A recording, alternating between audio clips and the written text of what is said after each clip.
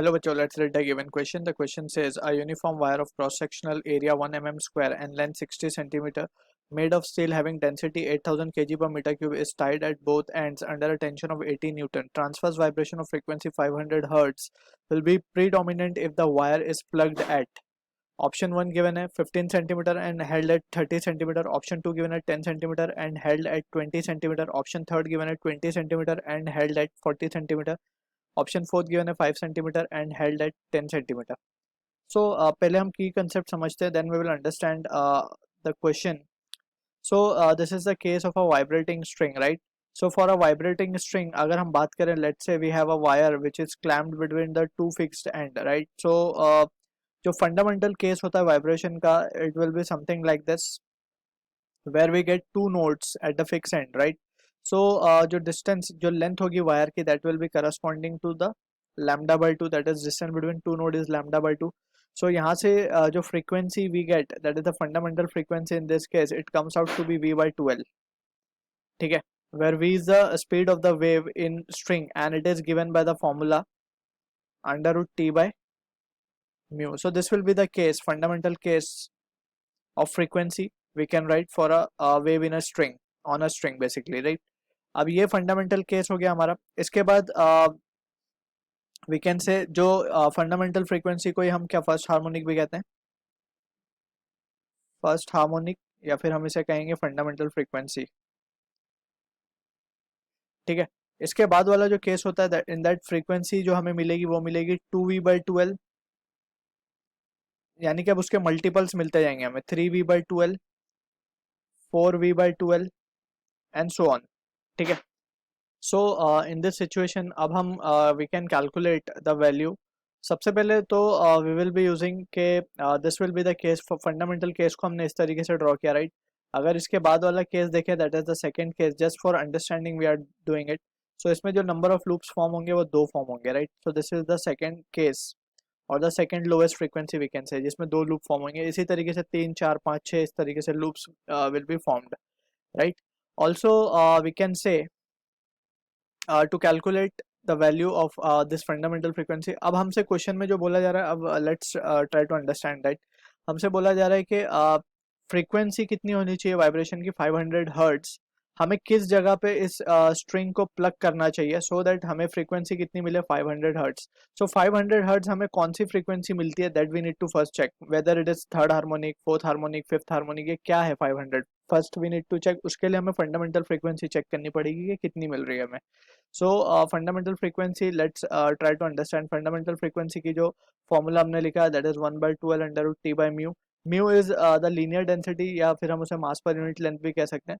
सो इसकी वैल्यू हम जब कैलकुलेट करेंगे, so we can write 1/2 into L हमें गिवन है 60 सेंटीमीटर. 60 सेंटीमीटर को हम लिख सकते हैं 0.6 metre under root of T की वैल्यू हमें tension is been given as 80 divided by mu को हम लिख सकते हैं मास पर unit length, right. So mass को हम लिख सकते हैं rho into V, that is density into volume, और वॉल्यूम और लेंथ को हम यहाँ लिख सकते हैं. Again from this volume can be written as, पहले इसको थोड़ा सा सॉल्व कर लेते हैं हम, 80 इंटू रो इंटू वॉल्यूम को हम लिख रहे हैं area into length. So length length cancel हो गए, सो जस्ट रो इंटू ए बच रहा है यहाँ पे. सो इसको जब हम फर्दर रिजॉल्व करेंगे, so this can be written as 1 by 1.2 divide by 80 into 8000 into 10⁻⁻6. हमने mm स्क्वायर को एरिया के मीटर स्क्वायर में कन्वर्ट किया, so 10⁻⁻6. And from this we can say the result comes out to be 1.2.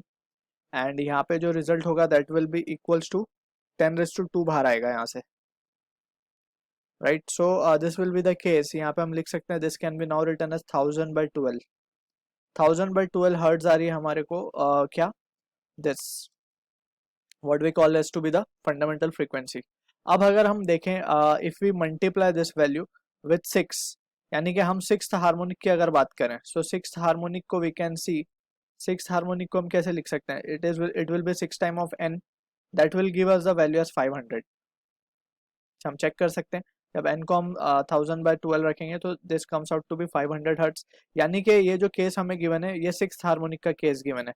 Sixth harmonic में we can clearly see कि जो loops, number of loops form होंगे वो 6 फॉर्म होंगे. So now in this situation हमें पता चल गया ये सिक्स्थ हार्मोनिक है, तो नाउ वी कैन से जो सिक्स्थ हार्मोनिक है, so we can say 1/6 of the length 60 centimetre पे सिक्स हार्मोनिक हमें मिल रहा है, यानी कि six loops are formed. So हम लूप बना के यहाँ पे देख सकते हैं। Let's suppose this are the two fix support 1 2 3 4 5 6, कुछ इस तरीके से लूप्स फॉर्म होंगे,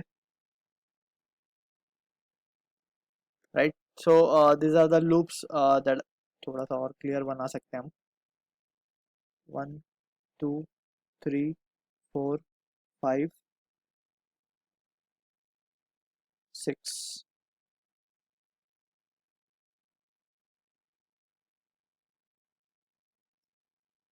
सो कुछ इस तरीके से लूप्स फॉर्म हो रहे हैं। अब यहाँ पे वी नीड टू सी कि ये जो लेंथ है टोटल ये कितनी है, 60 सेंटीमीटर है। So we can say six harmonic के 1/6 पे हमें क्या मिलना चाहिए, सिक्स हार्मोनिक के 1/6 पे हमें मिलना चाहिए नोड, यानी कि ये पॉइंट पे हमें नोड मिलना चाहिए, ठीक। सो 60 सेंटीमीटर के 1/6 पे, दैट इज 10 सेंटीमीटर पे हमें क्या मिल रहा है, नोड मिल रहा है, राइट। इस पॉइंट पे नोड कब मिलेगा, जब when we will held it, यानी कि हम यहाँ पे हल्का सा टच करेंगे तो यहाँ पे नोड फॉर्म होगा, ठीक है। यानी कि हम बेसिकली नोड कहाँ पे मिलता है, फिक्स पॉइंट पे मिलता है जहाँ पे सपोर्ट मिले। यहाँ पे भी जैसे हम देख सकते हैं कि यहाँ पे नोड मिलता है, तो वी कैन सी के 1/6 पे हमें मिल गया नोड, तो इस पॉइंट पे हमें हेल्ड करना होगा। अब हेल्ड करने की पोजीशन क्या है, 10 सेंटीमीटर। वैसे ही वी कैन से, तो हमें प्लग कहाँ पे करना होगा, प्लग करना होगा हमें 1/12 ऑफ 60, जहाँ पे हमें एंटी नोड मिले, राइट। क्योंकि हमें पता है कि सिक्स हार्मोनिक, अगर वन हार्मोनिक की इसमें बात करें हम, तो वन हार्मोनिक कहाँ मिलेगा हमें, 10 सेंटीमीटर पे, जहाँ पे नोड होगा, ठीक है ना। सो एंटी नोड कहाँ पे होगा, 5 सेंटीमीटर पे, ठीक है। और जो कि आंसर से भी हम देख सकते हैं 1/12 ऑफ 60 विल बी 5 सेंटीमीटर। तो हमें इसको प्लग कहाँ करना है, प्लग हमें यहाँ पे करना है उसे। तो this is the point of plucking and this is the point of हेल्डिंग। So this is the scenario we can see over here from the question.